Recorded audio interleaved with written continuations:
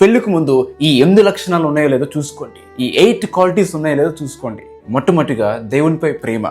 మొదటి ప్రశ్న, వారు నిన్ను ప్రేమిస్తున్నారా అని కాదు, వారు దేవుణ్ణి ప్రేమిస్తున్నారా అని అడగండి. ఇంకా లోతుగా ఆలోచిస్తే వారు నిజంగా రక్షణ పొందారా, వారు నిజంగా బాప్తిజం తీసుకున్నారా, దేవుడు భయం కలిగి ఉన్నారా? ఎందుకంటే క్రైస్తవం అంటే కేవలం పేరు కాదు, అది మారిన జీవితం. ఎందుకంటే ఒక వ్యక్తి నిజంగా దేవుణ్ణి ప్రేమిస్తే నిన్ను కూడా సరైన రీతిలో ప్రేమించడం నేర్చుకుంటాడు, నిన్ను కూడా సరైన రీతిలో ప్రేమిస్తాడు. నెంబర్ 2, రెండోదిగా ఒకే విశ్వాసం, అంటే నో కాంప్రమైజ్. ఇక్కడే చాలా మంది పొరపాటు చేస్తారు. పెళ్ళయ్యాక నేను వారిని మార్చేస్తానంట. కానీ వినండి, మీరు పరిశుద్ధాత్ముడు కాదు మార్చేయడానికి.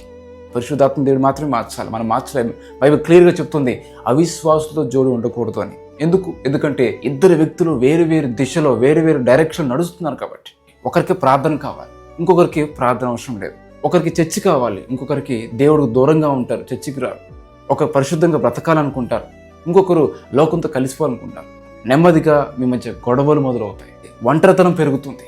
పెళ్ళి అంటే ఆత్మల ఐక్యత, కేవలం శారీరక కలయిక కాదు. కాబట్టి సంబంధం కోసం, ఆ వ్యక్తి కోసం మీ విశ్వాసాన్ని వదులుకోకండి. నెంబర్ 3, మూడోదిగా అందం కంటే స్వభావం ముఖ్యం, క్యారెక్టర్ ముఖ్యం. ఈరోజు చాలా మంది అందం, డబ్బు, హోదా, సోషల్ మీడియా, స్టేటస్ అని, ఆస్తులని ఇవన్నీ చూసి ఎంచుకున్నారు. కానీ జాగ్రత్తగా వినండి, బయట కనిపించేది తాత్కాలికం, లోపలుండే స్వభావం శాశ్వతం. మిమ్మల్ని మీరు ఇలా అడగండి, వారు నిజాయితీగా ఉన్నారా, వారి నమ్మకస్తులేనా, వారి కోపాన్ని అదుపులో ఉంచుకుంటున్నారా, వాళ్ళు నిజం మాట్లాడుతున్నారా, వాళ్ళు పరిశుద్ధంగా జీవిస్తున్నారా, వాళ్ళు యథార్థంగా ఉన్నారా, దేవుడు ప్రేమ కలుగున్నారా అని మనం పరిశీలన చేయాలి. నెంబర్ 4, నాలుగవదిగా ఆత్మఫలాలు. వారు చెప్పే మాటలు మాత్రమే వినకండి, వారు ఎలా బ్రతుకుతున్నారో గమనించండి. బైబిల్లో ఆత్మఫలాల గురించి చెప్తుంది. ప్రేమ, సంతోషము, సమాధానము, ఆశా నిగ్రహము, దీర్ఘశాంతము, ఇలా మరెన్నో చెప్తుంది. ఇవి వారి జీవితంలో కనిపిస్తున్నాయా? నెంబర్ 5, ఐదవదిగా గౌరవం మరియు ప్రవర్తన. చాలా ముఖ్యమైన పాయింట్. వారు ఇతరులతో ఎలా ప్రవర్తిస్తున్నారు. ఒక వ్యక్తి ఇతరులతో అహంకారంగా ఉంటే, చెడ్డగా ఉంటే, ఏదో ఒక రోజు నీతో కూడా వాళ్ళు అలానే ఉంటారు.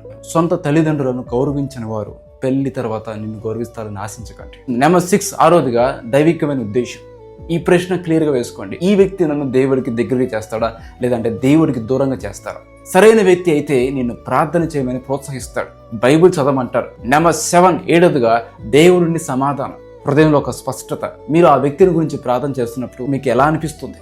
సమాధానం ఉందా, లేక అయోమయంగా ఉందా? మనశ్శాంతి ఉందా, లేదా ఏదో భయం వేస్తుందా? పరిస్థితులు ఎలా ఉన్నా దేవుని చిత్తం అయితే మీ హృదయంలో ఒక సమాధానం, ఒక ప్రశాంతత ఉంటుంది.